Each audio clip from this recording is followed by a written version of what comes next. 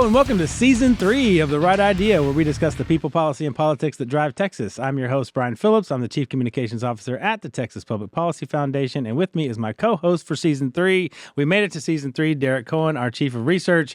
What do you think about that? I'm surprised we haven't been canceled either by, externally or certainly internally. Well, since I'm in charge of whether or not we actually get to do the podcast, it would become, I would be the one to have to cancel it. So as long as I'm here, we're going to do a show. We're going to have a show to do. My observation still stands. All right. It is a new year. We're super excited about getting started. Not only is it Season 3, but of course it is the legislative session is this year. And so we will be back here hopefully every week now, not just every other week or sporadically whenever Derek can make it. But we will be back here every week talking about what's going on in Texas, updating the folks about what's going on in the Capitol and legislation and all of that. And so to help us talk about that today is our good friend, Andrew Brown, who's our Vice President of Policy. So we're going to get into all of the potential policies, the top policies that the legislature might be working on. But before we do that, and before we do a full intro of Andrew, we always like to do something fun at the top and have a little hot take. And so the first, it seems like appropriate to the hot take would be our New Year's resolutions. Do you have any, Derek? And what are you resolving to be better at and do better at this year? Well, actually, I really appreciate that. And what a great organic segue that you just handed to me, because as you know, I was a previous vice president of policy, and when I moved up to the chief research officer position, I started moving a lot of that responsibility down to Andrew. Now, I mean, granted, he had his own responsibility still, and more. So this year, I'm really going to be more intentional, really more mindful, brother, about passing more and more trash off my plate to you. I appreciate that. More work. And I mean it. Oh, you know what? We have a saying around here, the reward for good work is more work. It's more work. Congratulations. Derek has demonstrated that to me time and time again. And that's called leadership, Andrew. Do you have a New Year's resolution for this year? What are you going to be better at? What are you going to do better this year? Honestly, it's just be more awesome. Right. Oh, okay. And all right. I mean, you're pretty awesome, to be fair. Which is why I said more awesome. Oh, that's it's attainable. It is a challenging resolution for me. a vice president. Yeah. Don't make anybody a vice president here. Well, I'm going to have, not that I have a serious one, but I will. I did think about this, what I didn't do right last year and things that I want to be better at. And the main thing is, just because I love politics and getting into it, I'm actually going to believe the voters when they tell you something over and over again. I think that was really the lesson from last year. As we've talked about this polling stat, and say what you want about polling, but for 2 years, Gallup recorded that 80% of the American people for 2 straight years, every single month, said that they were dissatisfied with the direction of the country. And yet, as we got closer to the election and closer to the election, and everybody said, oh, it's a toss-up, it could go either way, it's 50-50, and then, of course, it ended up being this big landslide in favor of Trump. So I'm just going to believe the voters. When they tell you that they're dissatisfied with the way things are going, I'm gonna go with them and say, probably going to be a change election. So you're going to get rid of your usual Lebowski-like standing of that's just your opinion, man? Yeah, exactly. Yeah, I mean, and of course we saw that with school choice. I mean, we of course have been doing the survey research here in Texas on school choice, and it's always been a 70 to 20 to 30 issue. 70% of the Texans support school choice, no matter how you slice it or you call it vouchers or whatever. And of course we saw that in the election as well. There were a lot of folks who ran on supporting school choice and that are now going to be swearing in here pretty soon if they haven't already. And the people they're replacing didn't take your advice. Exactly. They didn't believe the voters, and more importantly, they didn't believe the governor. So I'm going to believe the voters from here on out. Thank you, Texans. All right. One of my favorite parts is the shameless plug that we do every time here at the top. Our weekly newsletter is called The Post, and if you're not subscribed to it, you really should be. It's kind of a culmination of everything that TPPF is working on, but we also have a lot of commentaries about current events and things that are going on. Podcasts, we have like 100 podcasts that we do now. And so we include those in that weekly email. Again, you can subscribe to that at texaspolicy.com/the post. Go there right now as you're listening on your computer to subscribe to the Post, and you will get all the updates this very, very, very important legislative session. Our guest, I introduced briefly, Andrew Brown is our Vice President of Policy here at TPPF. You're also a recovering lawyer, but you also specialize in family issues and healthcare and those kinds of things. So thanks for being on the show, because we're going to get into all the various policy positions, not just the ones that TPPF supports, but all the different kinds of policy that we may see there may be some action on in the legislative session, Andrew. Yeah, thanks for having me back, and thank you for putting me in at the very beginning of season 3 when I'm the most camera ready, because you get me into session, I'm not going to look this good. Yeah, with the bags under the eyes. We may be recording this at like 3 a.m. because that's the only time that you guys aren't testifying or doing something over there at the Capitol. So you may see a lot of me by myself, actually, is what's going to happen, is that Derek won't be available because he'll be up at the Capitol a lot of the time, which is, we'll see our viewership dramatically decrease at that point. I mean, we've seen seasonal trends like when you've been on vacation, but that's more of a closed door discussion. So let's jump right in. I'll just ask a very general question of you, Andrew. What do you think the biggest issues are going into the session? I mean, clearly it's parent empowerment and school choice. That was clear, as you said, from the top. The voters sent a very, very strong message that parents want more say in directing their kids' education. They want to be able to choose the right school for their child, and they voted that way. And I think that message has been heard loud and clear by most people in that pink building. Now, that doesn't guarantee that it gets done. There's still a lot of work left to do. TPPF is leading the charge on that. Our Next Generation Texas campaign has been doing just incredible work, making sure that the will of the voters is not only heard, but realized during the 89th legislative session. I think a close second is border security. That was another big issue that the voters said they cared about during the November elections, and they voted that way. It's going to be interesting to see what border security actually looks like during the 89th, though. Leading up to the election, Texas has been having to take on a more aggressive stance in border security, quite frankly, because the Biden administration completely abdicated its responsibilities to secure the southern border. Now we have a friendly administration in place. The Trump administration is going to pick up the slack. They're going to do what the federal government should have been doing for the last 4 years. And so Texas now has to kind of decide, what efforts are we going to put in place during the 89th session, knowing that we've got a friendly, not just presidential administration, but we've got a friendly Congress to securing the southern border. So it's going to be really interesting. I'm not sure exactly what the border security package is going to end up looking like. The one thing that I think we do have to keep in mind, though, is we can't count on always having the friendly administration in Washington that we have, and we have to prepare for the eventuality that a subsequent administration can go right back to where we were under Biden. And so you need to be able to essentially turn on and turn off the heightened enforcement that we had to do under Biden to now probably the less active role for the state under the Trump administration. Now, I want to do a deep dive on both those issues, but to you, Derek, same question. Now, we're contractually obligated to say school choice, and Andrew has already fulfilled that contract. That obligation. We're clear then? Yeah, we're clear. We can say whatever you want. So whatever issue.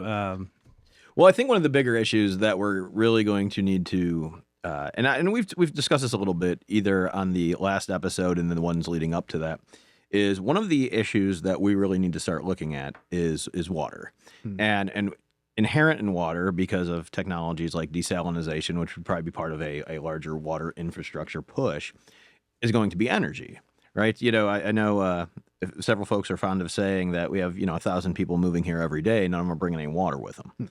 and with that, similar, I'm 90% sure that none of them are bringing any small modular reactors either. So that being said, is these two kind of very key we'll call them infrastructure items. We can call this infrastructure week as we talk about it. And with these infrastructure items, they are ones that you can't just allocate $1 billion towards and that problem gets solved overnight. This requires planning, and it requires investment, and it requires also not going down some of these rabbit holes and in the cul-de-sacs that really won't, I would say, yield results. So what we want is something fairly simple. We want affordable, dispatchable energy.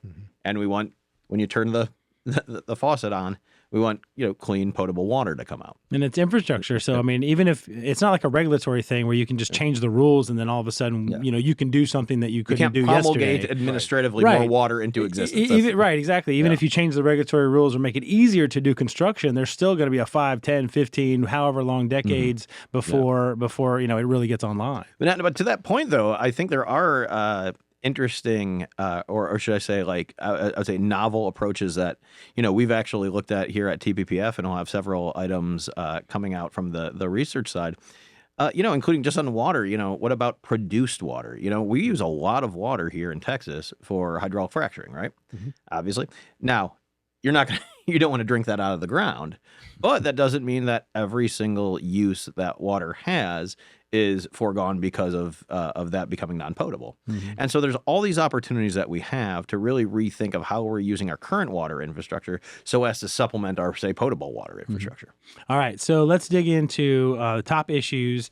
And I think the number one issue, because it's been the number one issue in America for the last 2 or 3 years, it really is the economy. And that sort of goes into inflation and then, to some degree, property taxes and how that all affects us. Andrew, I guess my first question is, Texas generally has a pretty resilient economy. Yeah. Even coming out of COVID, we were the first state to increase jobs beyond what we lost during COVID. And so, number one, what can we really do to improve, or is it simply about just maintaining what we already have? And then, how much is it? What Trump does is going to affect whether or not we can bounce back. Yeah, and the story of Texas being resilient continued in 2024.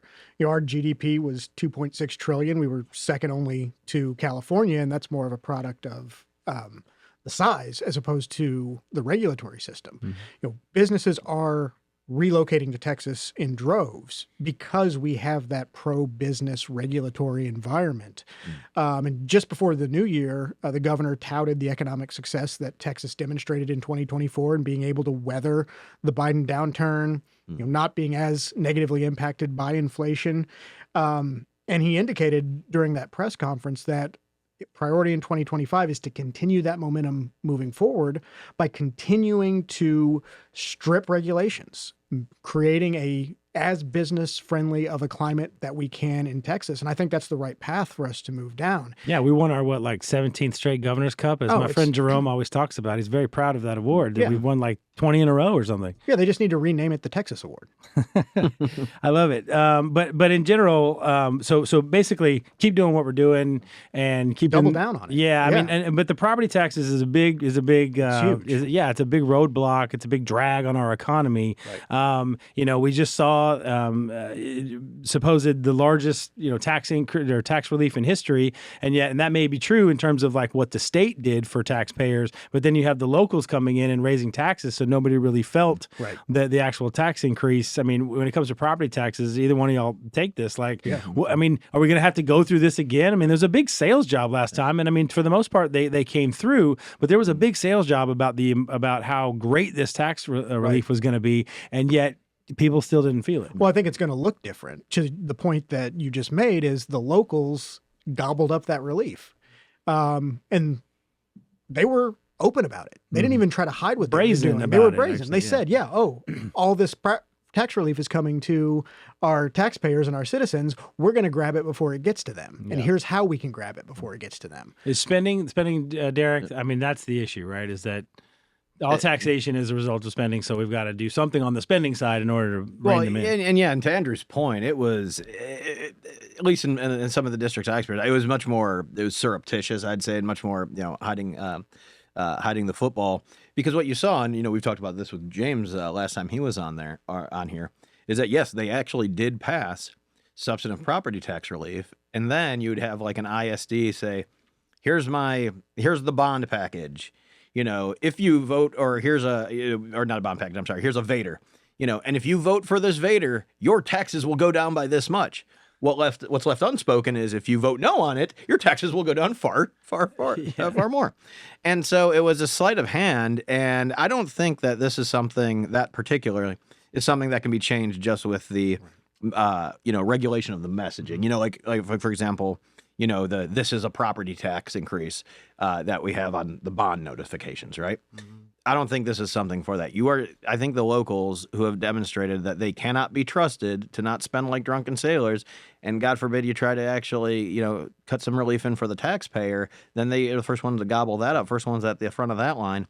They need actual restraint. And I don't mean spending restraint. They need that as well, but they need restraint on their actual powers. And that's going to be something that I think there is a wide appetite for. And just because somebody has, a district with 5 mayors in it, I don't think that's going to cut it anymore for them. Well, and in Austin, they had that issue of, they had their Vader, and it was supposed to raise $141 million. I think over $100 million of it was going to be lost to recapture. They were only going to get about 36 or 40 million. And then they promised, of course, all of the ads said, oh, we're going to spend all this money on raising teacher salaries and benefits. But of course, once you started digging in, there's, it's supposed to be 18 million for teachers. But then it was I think it was a general obligation, or there was some rule that basically said they can say they were going to spend it on teachers, and that's the way they can sell it. Right. But they're absolutely under no obligation at all to spend it on anything, teachers or otherwise. Money is fungible. It is. And I think that is starting to get to the general voter.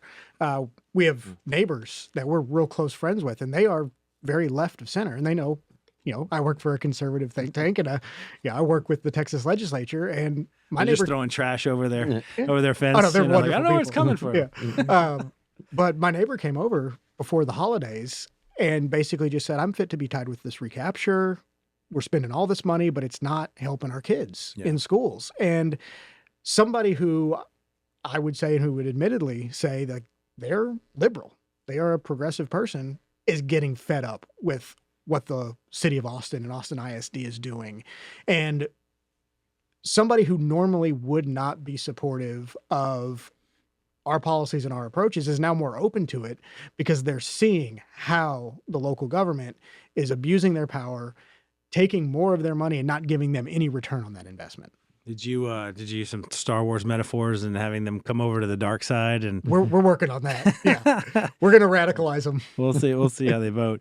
Well, you mentioned schools, and of course, second on my list, but first in your heart is school choice and parent empowerment. Yeah. Obviously, you mentioned already, Andrew, the political implications last year and all the campaigns, but now we're getting into session, and you have to work with the winners, right? Like you hear that all the time. It's the people who actually get to vote on these things, whether they're, it's that group is set. Right. And so, going into the session, I guess general question, prospects for a good education bill or a good education reform bill, specifically universal school choice. What do you think the prospects are for that, and how's it going to go? Much better than during the 88th, and the 88th was the best we've had in the history of the Texas closest legislature. ever. Yeah, we've never gotten the bill to the floor in the House before, and the bill got there, and unfortunately, it died on a procedural issue. But I think with what the message that the voters sent, and the folks who got elected, this incoming freshman class, I'm cautiously optimistic. I don't want to say yet it's in the bag. The votes are there. There's a lot of work that has to be done. There's a lot of deals that have to get made. But I think the 89th is the session where we'll see this occur. Again, not a done deal at all. This is still going to be a hard fight. The public education establishment is not going to go down without a fight. They're not just going to give up and abandon the field on this. Yeah, I was going to say, Derek, they didn't spend the last 40 years opposing this and winning on this issue, and using procedural tactics and other things to prevent school choice in Texas, just to simply walk away. After one bad election year for them, there's still going to be a fight. There's still going to be there is now. I mean, they're throwing so much. I mean, if you were out on Twitter looking at the messages that are being sent and things like that, they're just throwing everything they have at the wall because maybe it's a sign of desperation, or they just they're gonna unload the clip essentially on this stuff. So it's still gonna be a fight. Absolutely, and I think the important thing to keep in mind is the volume. You mentioned the as frenetic as a stabbed rat. Deliberate analogy there. But you're mentioning that, and I think that the volume is up. right now, and I think this is not a conspiracy. I think this is being somewhat coordinated amongst the activist groups and the other AstroTurf organizations.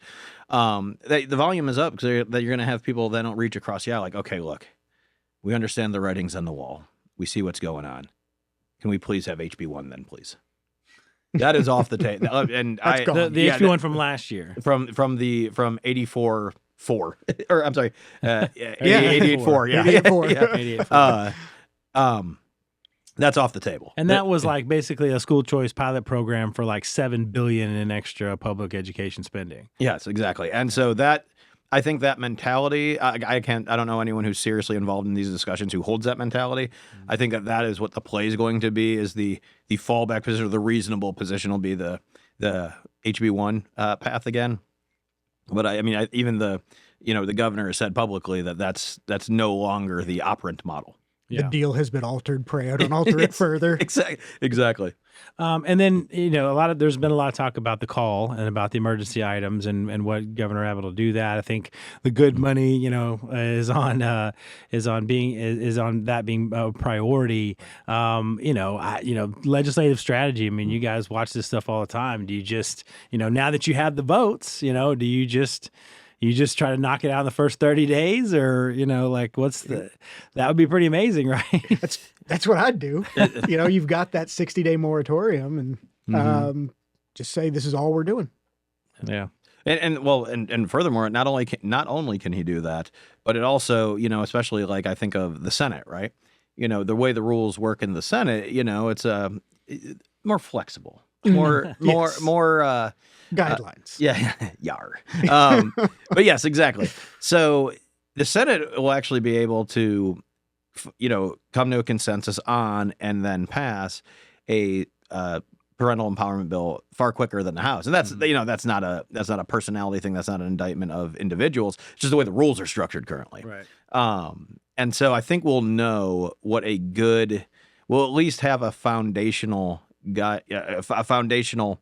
bill to debate in relatively quick succession. What that looks like, I think that the people that I know that have been involved in the process, I think people that are generally favorably predisposed to school choice like us will be very pleased with it. And you called it a parent empowerment bill, so that's a really important point, is that, SB 8, which is where, there was the school choice bill in the Senate, it wasn't just school choice. It wasn't just, a school choice. It was a lot of new rights that parents would have in terms of transparency and knowing, what the curriculum is, and their rights in terms of being able to register complaints and the kind of process that the administration has to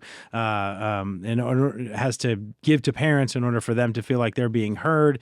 There really needs to be. I mean, some of that stuff needs to be addressed too. Now, I'm not going to say, I'm going to forego, a universal school choice bill if it doesn't include some of that stuff. But that's really part of this whole debate. I mean, this whole issue is that parents have, during the pandemic, they learned about what was going on in the schools. They tried to register complaints. They weren't being heard. They went to the meetings. They got their mics turned off. Like all of that, school choice doesn't change a lot of that. All of that still needs to be addressed. Is that too much to ask, or is that like, hey, elections have consequences? No, I don't think that's too much to ask at all. Obviously you want to prioritize that choice, because that choice is the most powerful leverage that the parent will have. If your school is not respecting you and listening to you and not providing your child with the education and the supports they need to be successful, you can pull your kid, right? You can vote with your feet, and the schools are going to be much more responsive to that than they are you knocking down the door of the principal's office every week trying to get a hearing, because they can block your email address and do all that kind of stuff. But I think you're right that you can't do solely school choice if you're looking at a comprehensive approach to parent empowerment. You have to solidify the rights of parents, and you have to reinstitute this cultural understanding and acceptance that it is the parent who directs the education of their child. They are ultimately the ones responsible. I know people like to say, and I'm going to get up on a soapbox here as a family policy guy, when somebody says our kids, it drives me absolutely insane. These are not our kids. These are my kids. I'm the one who makes decisions for my kids. I'm entrusting you to do certain things on my behalf for my children that will better their lives.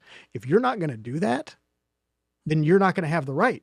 I'm going to take away your right to provide those services for my kids, right? These are my kids. These aren't your kids. That reminds me of the story from former Senator Phil Graham tells all the time, where he was having a debate with the administrator or the superintendent or whatever it was, and said, the administrator kept saying over and over again, our kids, and we love your kids and all that. And he just retorted, well, then what are their names? Right. And he couldn't. You'll never love them as much as I do. Yeah, exactly. All right. So obviously that's going to be the biggest issue, is we're spending a lot of time on that. I want to get to the border because I think that, now that Trump has won, I mean, what a relief it's going to be for Texas to be able to address these border issues.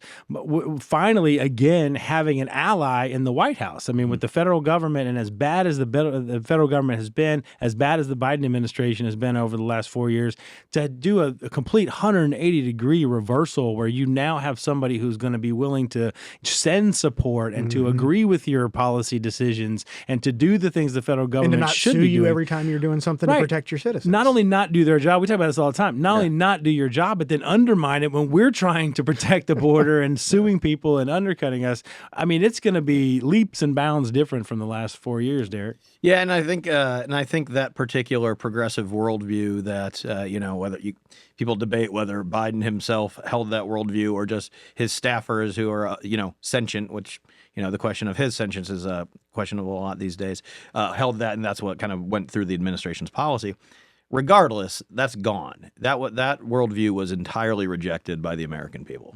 And to your point, it was pointed out in time after time again in the polls that we would show, is that this is the number one issue, even in states where this, you wouldn't, non-traditional border states, right? New Hampshire during the primary, it was Exactly. the number one issue for Republicans in New Hampshire. And so that being the case is that, there will be a completely different paradigm.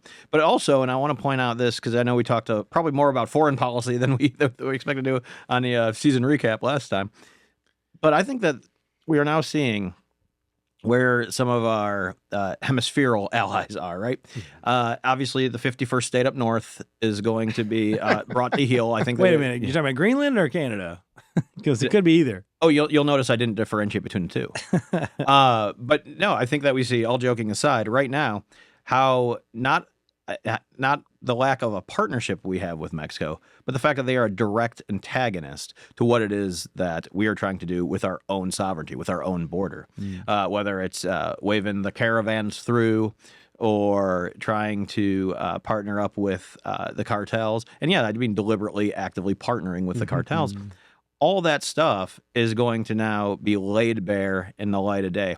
And I think that if you look at some of Trump's selections, both ambassador to Mexico and some of the other, I would say, appointees in that area, he's putting special forces operators in there. This is business time now. This isn't AOC crying at Obama's kids' cages. This is actually going to happen. Yeah. And so this is something that if I were an American or a person in Mexico who had interest in Mexico, I would take this very, very, very seriously, because I think that the Trump administration is not only going to be aggressive with Mexico, the ideas of, of soft power competition on our own border, I think those days are over. So more specifically, Andrew, what do you think the Texas legislature, or how do you think the Texas legislature is going to address specific issues, especially now that we have a partner in the White House? Can we focus on the things Texas should focus on? What would that look like?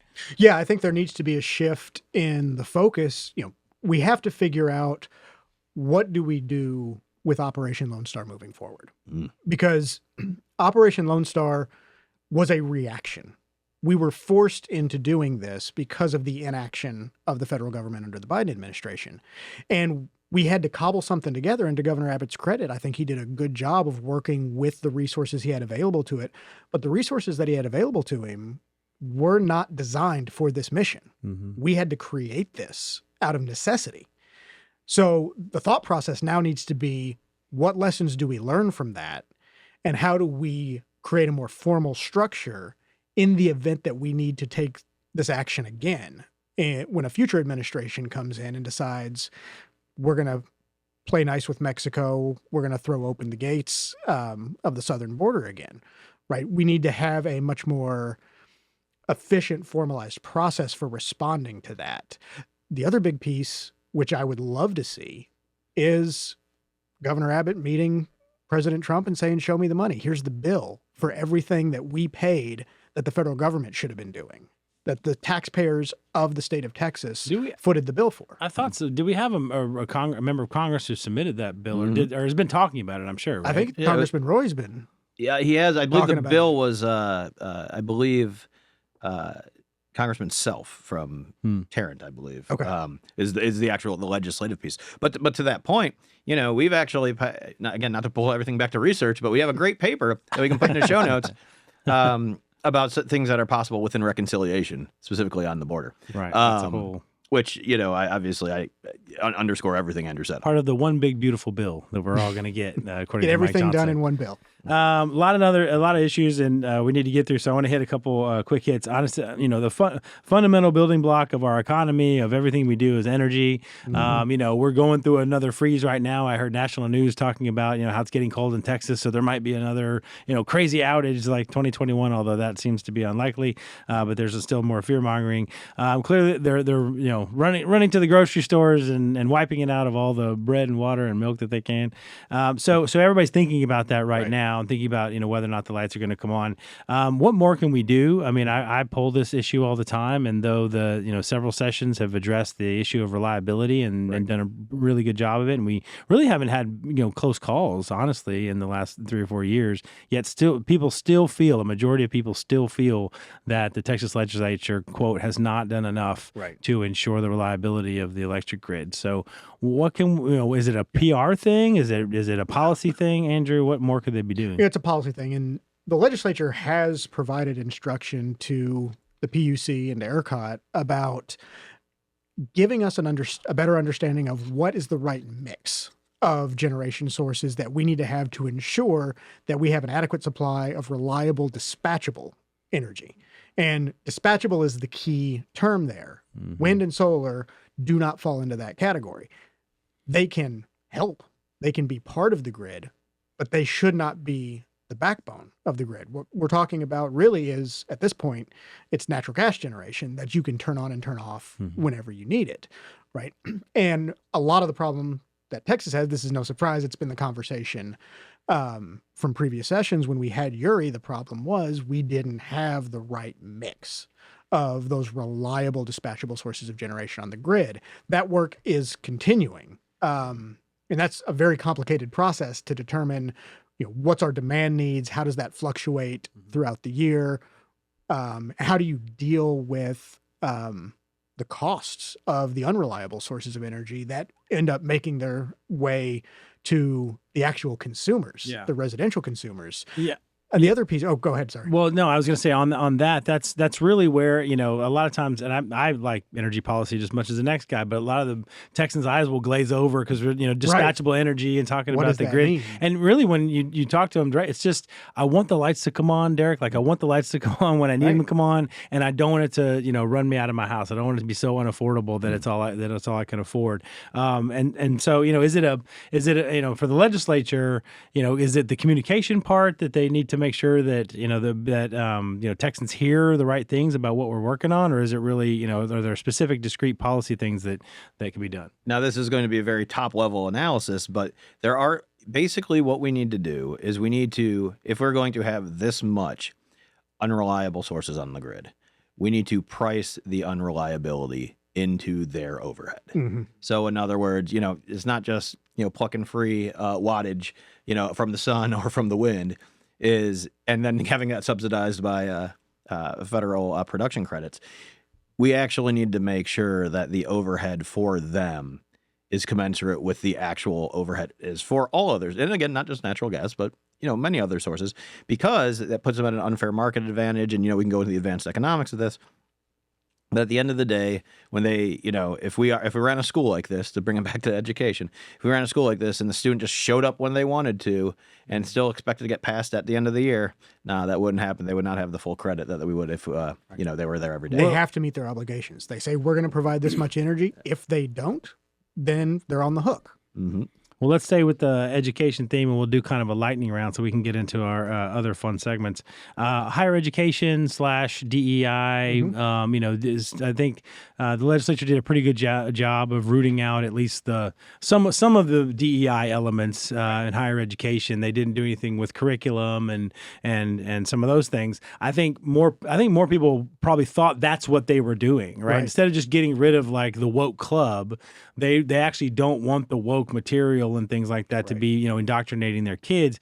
Do you think that, just specific on the DEI front, do you think they're going to take another run at it? Absolutely. And they had some interim hearings in the Senate on this very issue, on the implementation of things like Senate Bill 17, which was the major package for rooting out DEI in higher education, making sure that the universities are actually following what the law actually says. So just renaming it to, or moving it around, something else. Playing the shell game to where they're still doing the same stuff, but just under a different guise. Yeah. I think there'll be belonging. That was what the word was. Now everything's about belonging. Yes. So we'll have to work it in there. There's a lot of conversations right now about what's the core curriculum for graduating from public colleges and universities. What are the things that we expect students who go to post-secondary education in Texas to learn and to be able to do when they graduate, to have those marketable skills, to be contributing members of society, rather than getting bonus points if they're taking some type of woke studies course as part of that core curriculum. Derek, I'll let you take housing. That's another big one that, particularly around these parts, around Austin, and I'm sure in the other the suburbs and inner cities, is a huge issue. How do you think the legislature is going to handle trying to get housing to be more affordable? Well, they're certainly good. So you're talking about housing affordability. I think there's going to be a lot of movement saying, or whatever. Well, like squatting, for example. Okay, that's not a direct one-to-one to affordability. But I think you're still going to. That's a problem, though. That's crazy. It's a problem, but it's a property rights issue as opposed to an affordability issue. And the issue with affordability, a lot of that goes back to the public finance discussions that we had earlier, where if you don't give people just an unlimited upward ratchet on what the actual outlay is, you're going to have better results. Now, I think you're going to have better results as those costs are contained. Now, the issue is, and this is where the housing affordability specifically in Texas gets a little, I would get esoteric. Everyone thinks like, oh, we just get rid of zoning or, some of these like arch libertarian proposal, like, oh, just don't govern that and it'll go and it'll automatically fix it. Houses will pop up everywhere and everyone will be able to free afford market it. Magic that you were talking free about. market magic. And don't get me wrong, on the front end as a area starting to get developed, that's absolutely true. But the issue is when you deal with all this existing housing stock, what are you doing with minimum lot sizes? What are you doing with someone's ability to like subparcel their own land? All these things that are restricted either by deed or by statute are one of the things that like continue driving to that. Now, I also say I have a little bit of nuance on the affordability front, simply because, the need for stock has not been replicated anywhere else in the country. We could throw up matchstick houses. I don't think other people would, the people that are moving here with their families and want a well-built single family home wouldn't necessarily like that. But there's also things like in terms of permitting, all these different, like I would say, 1,000 cuts that we could do to, hopefully eventually kill the affordability crisis are things that should be on the table. And I think that this legislature, which tends to, and this is a fair critique, I would say they tend to focus on things through a urban lens or a suburban lens, mostly to the detriment of the rural folks. I think they're the ones who feel the affordability issues the most, and they feel it most pressing. And so I think that there's going to be a very, very large bipartisan appetite for many of those items I just mentioned. Cutting property taxes all goes back to that too. That's a big part of what people pay every month on their mortgage. To yes, and what Derek has said, it comes back to reining in the local governments, right? Because that's where the problem really exists, is local governments inserting themselves between the builders, the developers, and the consumers who want to build a good, safe, stable home in a nice neighborhood for their families. And then you have these local governments coming in with the zoning regulations and minimum lot sizes and materials that you can use that are approved or not approved. It drives that cost up. and trusting consumers to build the right house for themselves, or get the right house built for them. Very few people are building their own houses these days. They tend to contract that out. Well, so we've covered a lot, and we're kind of at the end of our time for the interview. Andrew, I hope you'll stick around for a little bit for the other fun stuff. I did want to say, are there any issues under the radar? Because that's got to be a lot of the top issues that we talked about. But are there anything under the radar, maybe ones that you guys are working on that you think are gonna see significant attention and debate? Andrew? I don't know if it's necessarily under the radar. We just haven't mentioned it yet. Technology policy is going to be huge. There was just a Senate interim hearing, or it's a joint interim hearing, actually, House and Senate. How do we protect kids from threats coming at them from online? That was horrifying. It's absolutely horrific hearing. I would not recommend people go watch it unless you have to work on this issue, because the things that are being done to kids and kids are being exposed to on the internet will just curl your toes. Yeah. Artificial intelligence is going to be another huge topic. Representative Gio Capriglione has filed his artificial intelligence bill, I think right before Christmas, looking at how do you have responsible development and deployment of artificial intelligent technology that allows that technology, to do the good things that it can do and to fulfill that promise without the negative outcomes and the ways that it can be used for evil, which there are a lot of ways. The Wild West. Yeah. We saw how it worked with social media when we just let the tech bros handle everything. And now we've got, more anxiety and depression and porn addiction and everything else than ever before, as we saw in our. And it's a balanced approach that you have to take on this, because like I said, there are good use cases for artificial intelligence. There's a lot of good use cases for social media, but I think AI, you can see some positive economic use cases for that. There's a lot that can go wrong with this technology, and we just have to be careful in the way that we develop and deploy that technology. So I write all my podcast questions from AI, so I'm just kidding.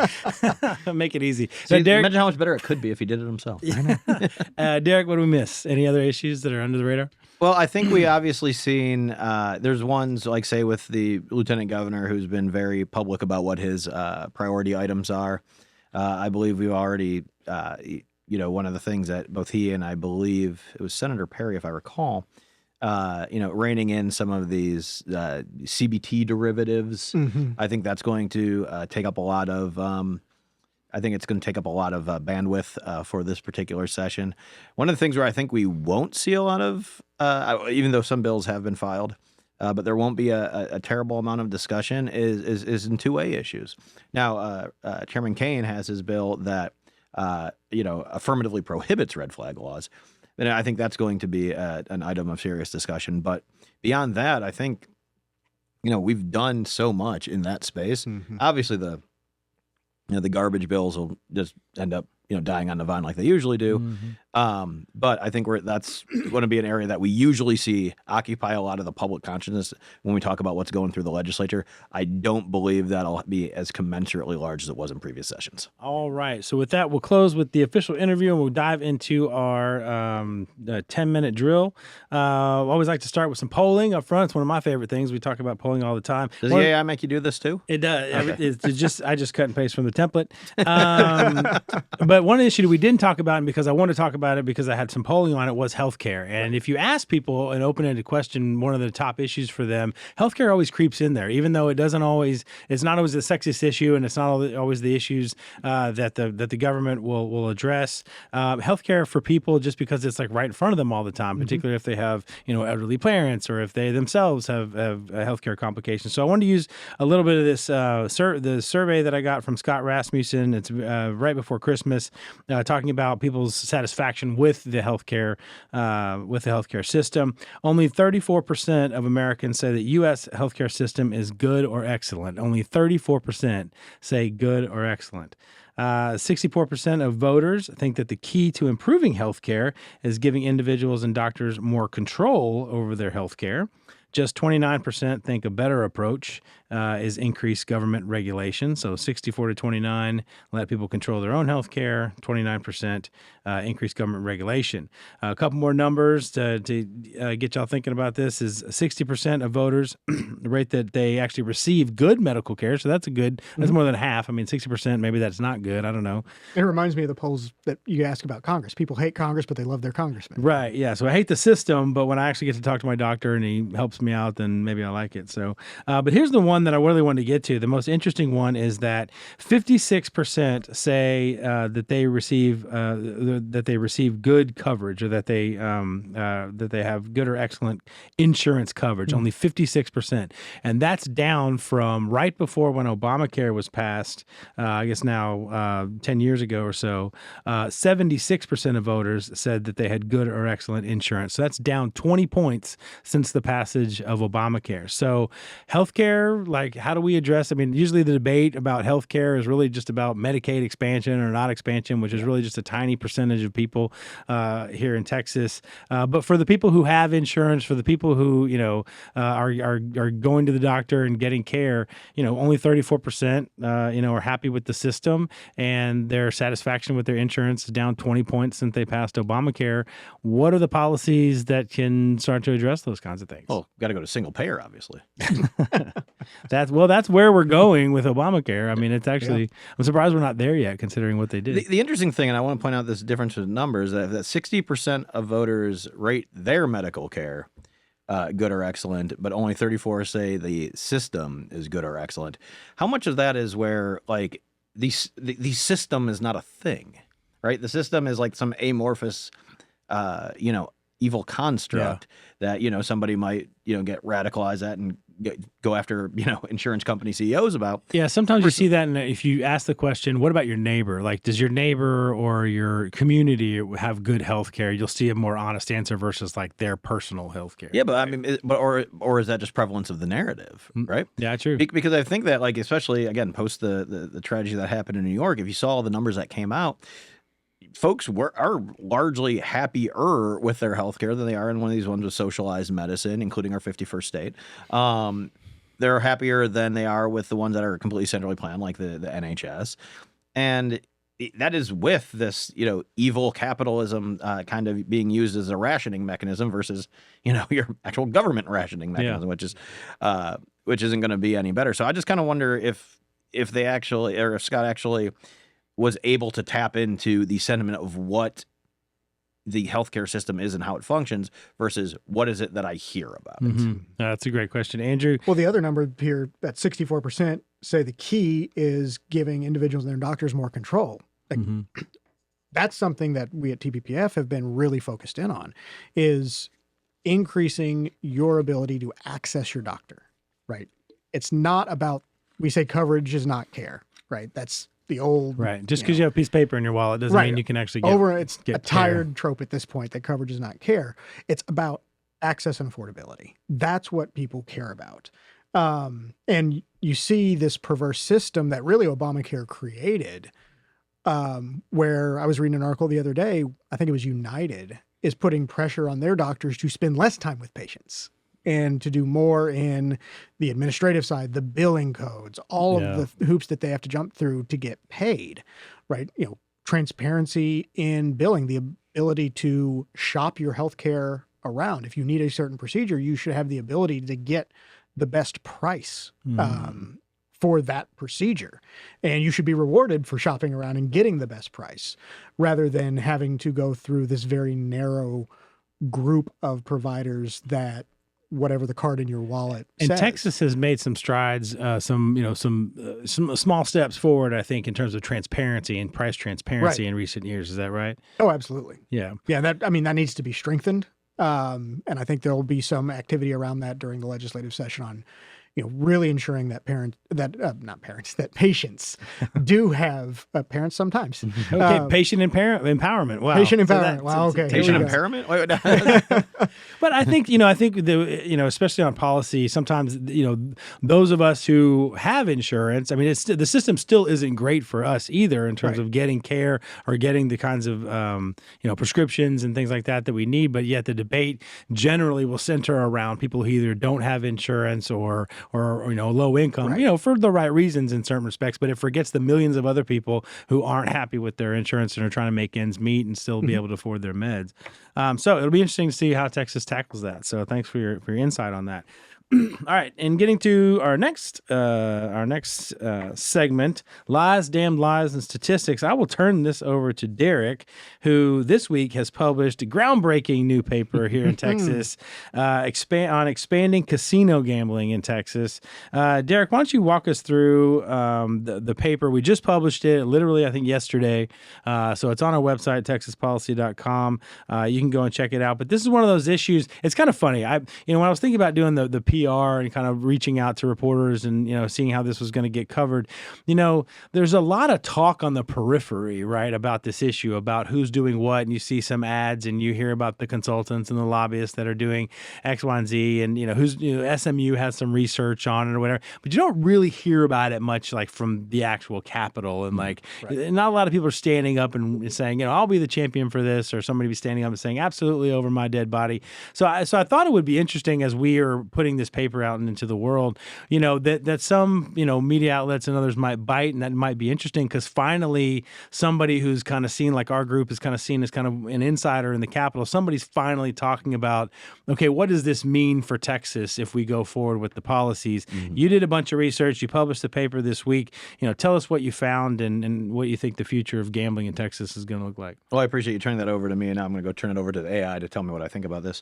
I was going to say you're going to turn over to Andrew now that you're dumping all your work on him. See, you're keeping me accountable to my resolutions, and that's why we're good partners here, man. No, I appreciate the shout out on there. And so I think if you look at gambling in Texas, obviously we know that, it's illegal, right? We know that sports books, online sports books, I should clarify. In commercial sports books as well as in-person gambling operations are illegal. And so every year since, I believe it was 1993, every year there's been a proposal to bring casino gambling, and every year since, and every session since 2019, there has been a proposal for the online sports betting apps. And we see that generally it's progressed more and more and more. And so one of the issues that we wanted to tackle when we put out this paper is, look, we don't even want to delve into, because the positions, we don't, and it is not a spoiler to everyone else listening, we do not take a position in the paper on whether or not. And that's pretty much because we identified two central trade-offs. It's the money and it's the bad stuff, right? And the bad stuff includes crime, it includes mental health, it includes suicide, it includes a whole number of, we'll say, social and moral failings. And so looking at the money, I'll be the first to say I was actually surprised because, again, we'll get into the methodology here in a second. I was surprised just how much money Texas could actually make.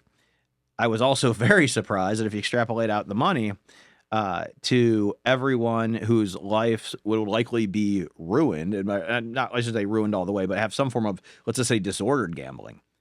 We're talking that the state will bring in $184 per ruined life, per problem gambler. Yeah, and that to me just does not seem like necessarily a good trade. But that's not my decision to make. That's not my purpose of even doing this paper. It's to really quantify those particular trade-offs, right? And so what I did was I looked at the state of Ohio, and you talked a little bit about this with Brad last time. State of Ohio legalized casino gambling in 2009. First casinos appeared in 2012. When that happened, they also went ahead and, unlike most places where it's like, our tax rate is X on the whatever the handle is or whatever the take is, and then it goes into the general fund, or maybe it goes to a dedicated account that has certain things, and we can turn whatever knobs we want. Ohio's the one that goes, okay, and this is in the Constitution. So it goes, your tax rate is X, 51% goes to this, 34% goes to this, and it basically doled out the dollars completely independent of the appropriations process. Now, obviously, you want to have a Democratic check on there. It's in the Constitution. It was ratified. Technically, that was the Democratic check, and that can be changed still. But the good part about that is now you can track every single dollar that goes into the system and where it actually goes, right? And so that's what we were looking at. Let's just say that Texas were to use the Ohio model.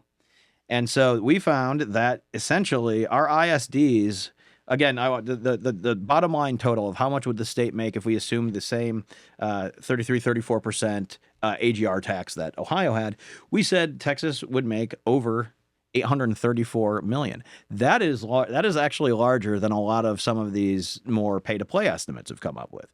I'm not going to say this is the largest estimate, but it's pretty large. Again, controlling for adult population of the state. And that's $834 million going into the state coffers. Right? That's pre-distribution. That's not the economic activity. That's like all that money is going into the state coffers. Oh, yeah. The actual economic activity, if we want to do gross revenue, we're talking billions, right? Sure. And so, again, assuming all casinos are up and running and all that stuff.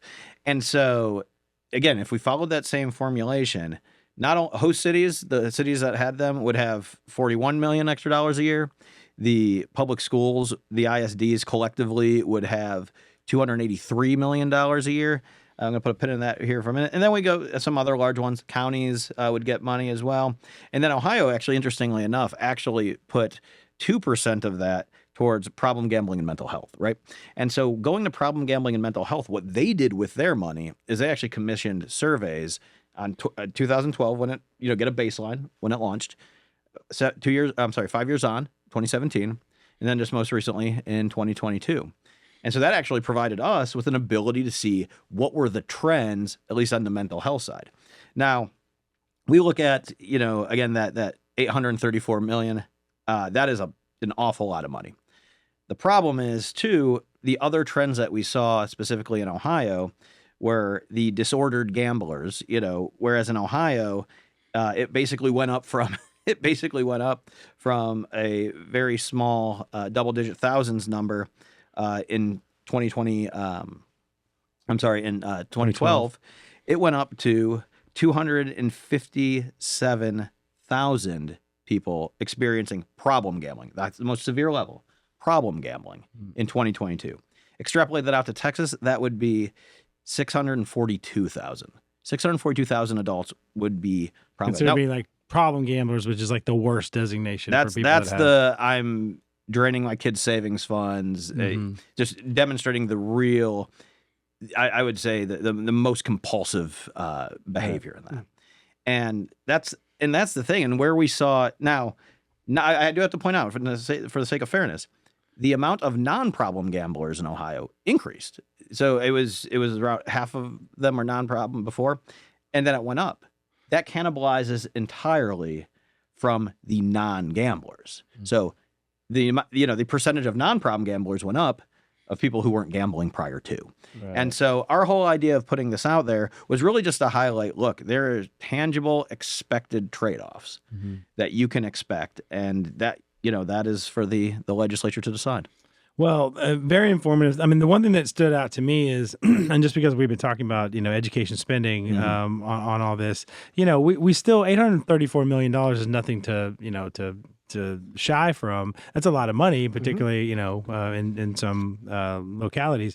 However, we spend a lot of money in Texas. $93 billion. We spend $93 billion on education alone. And so even if you dedicated that entire $834 million just to education, which wouldn't happen, but let's say you did, it would run out by Thursday of the first week of school. So, that's the question there is, it's a lot of money, but is it really in terms of, when you look at it from that perspective and then versus the potential social ills? Well, and not only that, because they obviously, since it's constitutional, it's a compulsory disbursement to the school districts, right? So even with this infusion that they had in Ohio, which in 2022 was $113 million in Ohio. They use a similar currency as us, I've found out. Even though it was that much, and going and persisting from that, all the way back to 2012, test scores in Ohio have actually gone down. So even using that money, that extra education money, hasn't actually improved education. Yeah, obvious. Well, no, but reading and math in the 8th grade NAP scores have been trending downwards. I mean, maybe that's why they get repeat customers, because the math scores aren't that good. Well, I just blame everything on COVID. All right, we're running out of time. We've probably gone long. Jefferson's been giving me the high sign for about 10 minutes. He's like, your podcasts are always too long. But we had a lot to cover this time, and this is kind of the ledge kickoff issue, which is the number one thing that it was the reason why we started this podcast, and so we wanted to spend some time to it. But I wanted to talk about, what comes next. Like, what are you watching for, between now and next week or next couple of weeks, Andrew? What should our listeners be expecting and keeping an eye out for? Yeah, we're recording this on Wednesday, January 8th. Yeah. Comptroller Hager just announced he's going to give the revenue estimate on Monday the 13th. So that's the first big thing that we're watching for. How much money is the legislature going to have to work with during session? That's going to influence a lot of the priorities that we've been talking about today. Governor's going to have his State of the State coming up. It's usually within the first couple weeks of session. He'll announce his emergency items and his other priorities during that speech. And we're still on speaker watch. Oh, right? I thought we were going to make it through the whole episode without talking. No, you're never going to make it through the whole episode. You can't make it through a conversation in text ledge land without talking about who's going to be the Speaker of the House. It's obviously very important. Yeah, and I was looking back. I'll do it. A dark horse candidate has emerged. Oh, wait, I got to file paperwork. I'm out. And you have to be a member, unlike U.S. Congress. Okay. If you're going to do everything by the rules, okay. I thought the rules were going to change. Point of order. All right. So speaker race matters. Speaker race matters. And I was looking back at some of the historical speaker dynamics, and there's this feeling of not that we're not prepared for session, but there's this unpredictability. This just like under the surface of what's going to happen. And it's for somebody like me, who this is the Super Bowl every 2 years, that's a weird feeling to have going into session. And as I was looking back at previous session speaker dynamics, we knew who the speaker and the leadership team was by November, usually in previous sessions. And going into the first day of session, not knowing who your speaker is or who the leadership of the House is going to be really hurts your ability to plan. And so we're going to have to move very, very quickly once the dust settles on that speaker's race. I think no matter what happens, based on the two candidates who are out there right now, I think it will be a good session no matter who. And, the foundation doesn't take a position on speaker candidates. That's a decision for the members to decide. We will work with whoever ends up with the gavel. And we'll work faithfully to do good conservative policy with whoever ends up in that chair. Well, if you get a Super Bowl every 2 years, you're definitely not the Dallas Cowboys. So that's painful. It's so more painful. like the Kansas City Chiefs, right, Jefferson? Yeah, that's your team. All right. What to watch for? Well, since Andrew took literally everything we listed on the show notes. All right, we're done. Let's go. Let's go 2025. I think what I'll be looking forward to, not just in this coming week, but the weeks to come, is also, again, you can take it back to, no, obviously not the Cowboys, but, other sports ball teams are doing quite well. I think the biggest thing that we've seen emerging, and I'm sorry about your Wildcats last night. I actually did watch that game. It was a pretty good game. One of the things that we see emerging is, and again, I know this is probably an entire conversation for a much different show, is we'll say the forced parity on the SEC with UT as the only remaining SEC team in the tournament. I think we're going to see that now that everyone can pay their players, no offense, Nick Saban, that we are actually going to see much more equitability around there. And that, I think that, again, if we look back, we talked about this last time, but if we look back on this first year of the tournament and NIL and all that, I'm pleasantly pleased. Yeah. Well, I agree. Those are all wonderful things to watch for, and we're over time, so I'm not going to go in. But I will be watching my Longhorns on Friday night, and with both fingers crossed, and all of my various. Are they going to beat the Buckeyes? Voodoo items. Put it out there. Yes, absolutely. We're going to beat. What else am I going to say? Of course, they're going to beat the Buckeyes. All right. Well, Andrew, thanks for being here. We've covered a lot, and I think hopefully everybody learned a little bit of something. So appreciate it as always being here, ready to get back at it, and ready to update people with what's going on in the legislature every week, and follow these issues as we start to make progress from 1 week to the next. And thank you, listeners, and thank you, watchers, for being part of this. Season 3 has officially started, and so we thank you coming along with us. If you're new to the right idea, we're going to be here hopefully every week to like I said, to update you on what's going on in the legislature. So we hope to see you next time. And as we like to say here at the end of the show every week, in the words of Sam Houston, do good and risk the consequences. We'll see you next time.